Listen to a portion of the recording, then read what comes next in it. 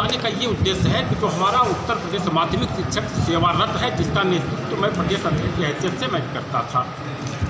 क्योंकि विधान परिषद का चुनाव 2020 में हम इसी आधार पर लड़े थे कि हम रिटायर हो जाएंगे, 31 मार्च 2024 को मैं रिटायर हो जाऊंगा, तो मैं किसी पद पे नहीं रहूँगा। आज अपना पद छोड़ रहे हैं और अपने पूरे संगठन का शिक्षक साथियों के हित में उनको मजबूती देने के लिए, प्रदेश सरकार से संघर्ष करने के लिए अपने जुझारू और संघर्षशील साथी आदरणीय लालमन द्विवेदी जो ठकुराई गुट के प्रदेश के महामंत्री हैं, उनके नेतृत्व में हमारा पूरा संगठन उनके संगठन में विलीन कर हम सब करने के लिए, आज घोषणा करने के लिए आप सबको बुलाया।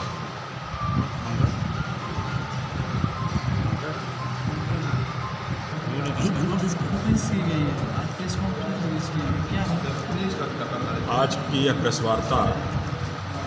बुलाई गई है माध्यमिक शिक्षक संघ सेवारत के प्रदेश अध्यक्ष भाई रमेश सिंह जी की तरफ से। आज उत्तर प्रदेश माध्यमिक शिक्षक संघ सेवारत का माध्यमिक शिक्षक संघ ठकुराई गुट में विलय कर दिया गया है। यह न केवल संगठन में काम करने वाले कार्यकर्ताओं के लिए खुशी की बात है, बल्कि आम शिक्षकों के लिए बहुत प्रसन्नता की बात है कि पिछले 2-3 वर्षों से हम संगठनों के और शिक्षकों के एकीकरण की जिस प्रक्रिया को चलाने का प्रयास कर रहे हैं, आज उसमें आज की तिथि, आज की ये घटना एक मील का पत्थर साबित होगी। और यह प्रक्रिया यहीं रुकेगी नहीं। हमारा लक्ष्य है कि हम उत्तर प्रदेश के माध्यमिक शिक्षा से जुड़े हुए जितने भी संगठन हैं, एक दिन सबको एक प्लेटफार्म पर ले आए, क्योंकि हमारी समस्याओं का समाधान इसलिए नहीं मिल रहा है कि हम लोग आपस में विभाजित हैं। कुछ वैचारिक स्तर पर, कुछ अपने अपने क्षेत्र के नेताओं के स्तर पर, और जैसा कि जिस सिद्धांत और विचारधारा को लेकर आपने ये बिगुल फूंका था 2020 में चुनाव लड़े, एक उस विचार को, उस भावना को पूरे प्रदेश में आपने फैलाया, उसके भी सकारात्मक परिणाम आ रहे हैं। आप देख रहे होंगे तमाम संगठनों में,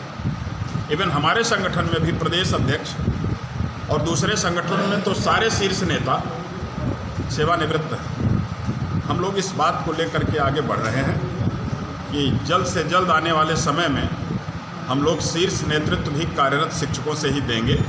इस लक्ष्य को हम छोड़ेंगे नहीं, आपकी इस भावना को लेकर आगे बढ़ाएंगे।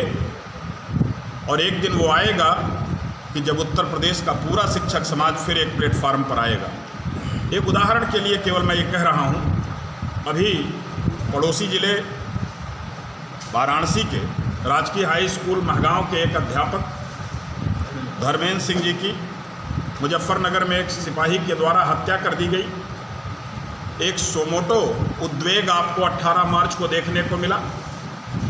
19 को एक बैठक करके केवल आह्वान किया गया और सभी संगठन के नेताओं को ये बात अच्छे से समझ में आई कि एक प्लेटफार्म पर आना चाहिए।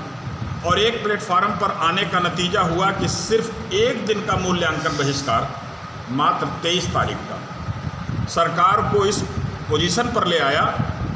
कि 3-3 ऑर्डर उनको जारी करने पड़े एक ही दिन में, इस हठधर्मी सरकार को। तो ये इसका एक प्रतीक है कि अगर हम वास्तव में यूनाइट हो जाएंगे सब लोग, तो बहुत बड़े बड़े नतीजे मिलेंगे, जिनको आज हम